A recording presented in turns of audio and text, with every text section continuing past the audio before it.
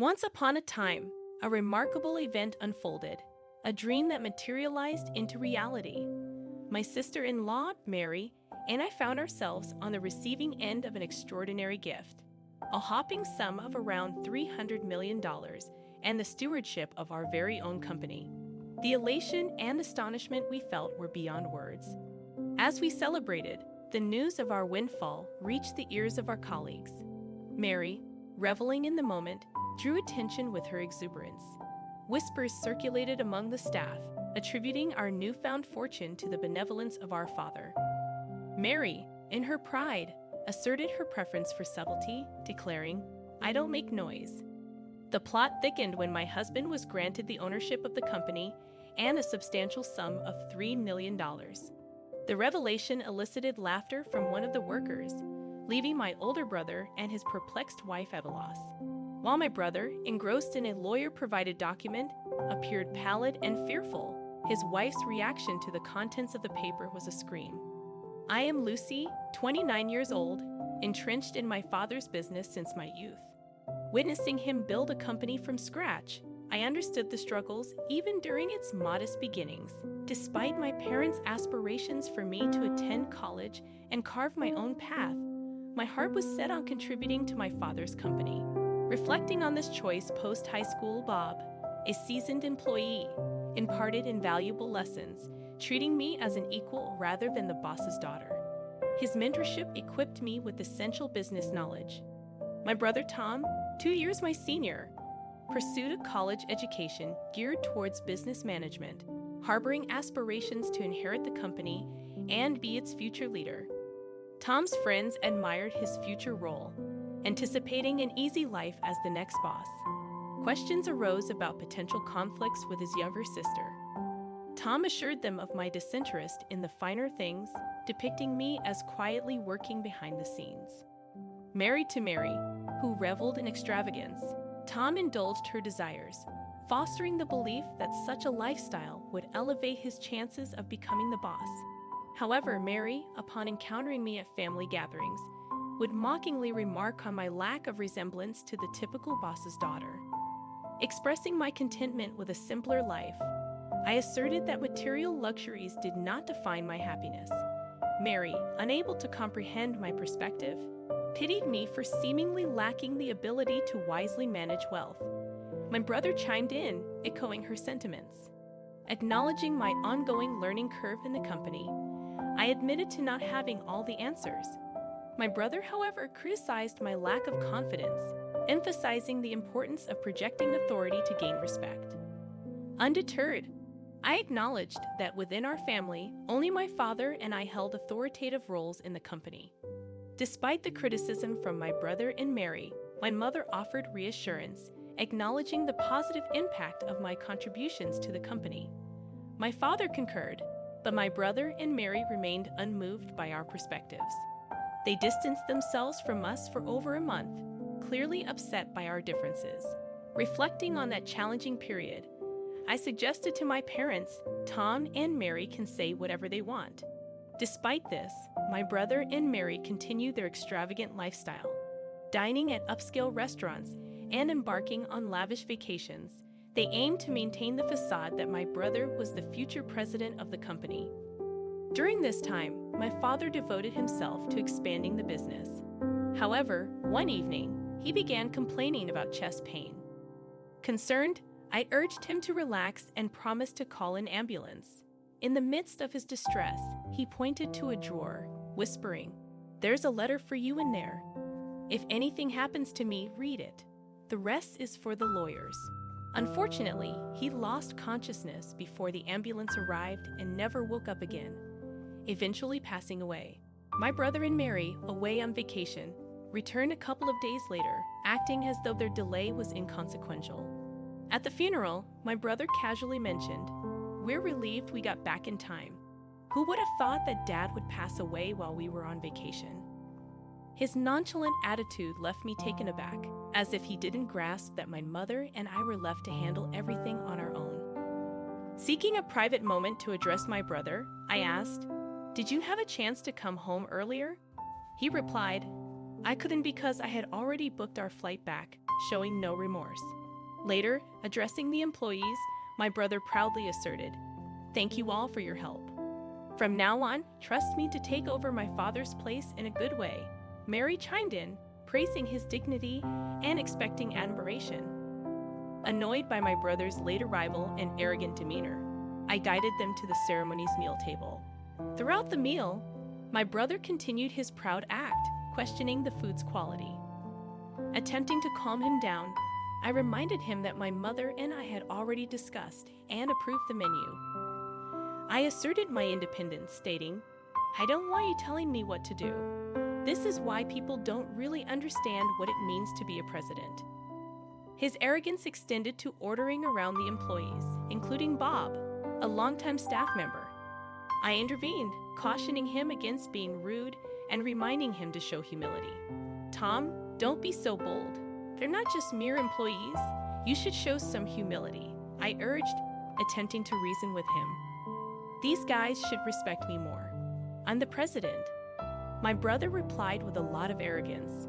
Mary joined in, saying, "That's right, Lucy. Stop talking back to Tom, the president of the company. If you don't listen, he can fire you. He has the power." As my brother and Mary were making a scene, a man appeared and said, "I'm sorry to interrupt. Your father asked me to take care of his inheritance." He was the lawyer my father had hired while he was still alive. I recalled my father mentioning a lawyer, and it turned out he had thought about what would happen after he was gone. My brother and Mary got excited when the lawyer mentioned inheritance. They welcomed him into their room with smiles, eager to get things done quickly. However, as the lawyer was talking, my brother started crying, saying, "Wasn't my father's inheritance worth $300 million?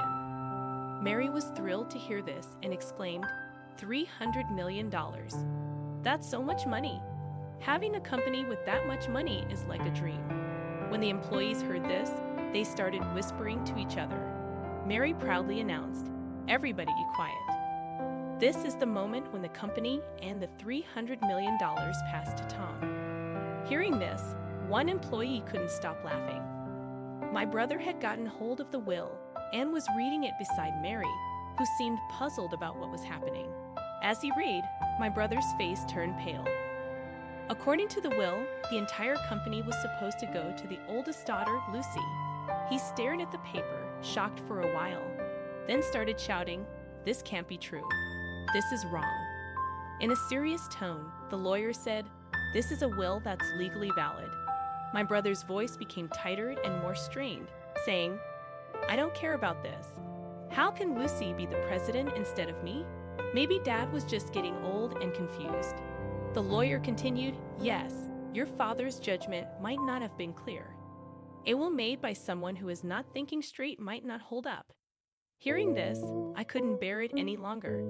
I couldn't let these two people insult my dad, who was a good person. I couldn't let even family members bring down his reputation. The idea of my brother becoming the president seemed completely unthinkable to me. My words seemed to anger my brother even more. "What are you saying? Are you trying to say I'm not good enough to be the president?" I replied without hesitation, "You're right. How can you lead the company if you've never really helped it?" "Don't be ridiculous," my brother protested. "Mary and I even built a huge house that's fit for a president. We went to great lengths to make me look the part." I retorted, "By building a mansion that's not suitable for someone in your position. Or by spending too much money on fancy restaurants? That's not good for the company's image. Money is important, but it's not the only thing. Besides, didn't Dad cover most of the costs for the house and any extravagant lifestyle?" My brother challenged, "How would you know all that?" I explained, "Just before he passed away, Dad left me a letter. In that letter, he outlined all the money he had spent on you and mentioned that it would be considered your gift during his lifetime. So your share of the inheritance is practically nothing." Mary was alarmed when she heard this. "Hold on a second. Is this supposed $300 million inheritance already spent? That doesn't seem fair if we got so little from it." An employee who had previously laughed suddenly stepped in and told Mary that the $300 million came from the company's funds, not from personal assets. I believe all of us employees here are well aware of that, the employee added. Can money from the company even be inherited? Mary wondered aloud. I informed her, no, it can't. The money from the company isn't meant for the family to inherit. So I'm pretty sure that your share, Mary, would be minimal. Mary was saddened by this revelation. That's really disheartening. I was shocked by the inheritance amount too. Oh no, $300 million. Suddenly, my brother stood up as if he had a sudden realization and shouted at the employees. Do you really want your company president to be someone as plain as Lucy? You should believe that I'm more qualified. I have the same kind of charisma that my father had. However, none of his colleagues agreed with him. Bob stepped forward and began talking to my brother. Your father was a charismatic man who started the company. But you and he aren't the same person. What you're showing is arrogance, not charisma. My brother grew angry as the employee calmly refuted him. Tom, you might be part of the company, but we rarely see you actually working, Bob pointed out. Growing frustrated, my brother argued. That's because I don't have time to do any of the regular work. I'm busy networking with others. I don't have time for tasks anyone can do. Bob continued, networking isn't everything.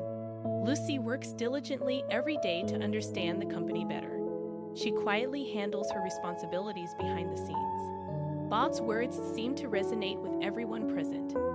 I feel the same sincerity in Lucy as I saw in your father. Lucy is the right person for the job, he concluded. Everyone at the company nodded in agreement. Touched by their support, I said, "Thank you so much.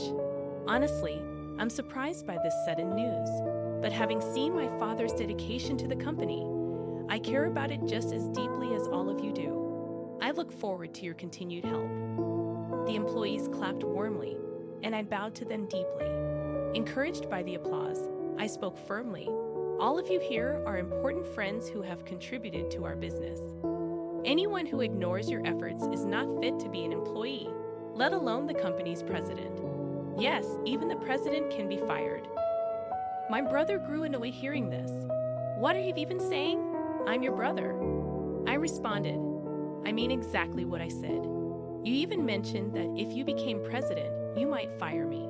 He exclaimed, Ah, how can you say this? I'm family. I remained steadfast. I can't keep an inefficient employee on the payroll just because he's related. This is completely absurd. He looked around, his face full of desperation, and pleaded for support from those present. But the employees simply stared back with cold expressions. Realizing he had no allies, my brother and Mary left the scene. After that, Tom lost his job and relied on the small inheritance he had received. However, the funds dwindled quickly, and he turned to me, asking for a loan. Disappointed by my brother's lack of effort, even after being fired, I firmly told my mother not to give him any money. His friends, who had once supported him, abandoned him when they found out he lost the presidency to his sister. Mary, who had expected to be the company president's wife, found herself in a tough spot. Eventually, they decided to sell their mansion. The money from the sale allowed them to sustain their lifestyle for a while. However, with no income, their savings diminished rapidly. They reached a point where they had nothing left to sell and couldn't afford their living expenses. When they tried to find work, no one would hire them due to their lack of experience. Tom managed to get a part-time job at a convenience store, a role he was unfamiliar with. He faced criticism from younger part-time employees. Mary's situation changed as well. She couldn't continue as a full-time housewife. She joined a group of part-time housewives and worked as a cashier at a supermarket from morning to night, earning a modest monthly salary. On the flip side, I applied what I learned from my behind-the-scenes work to help the company.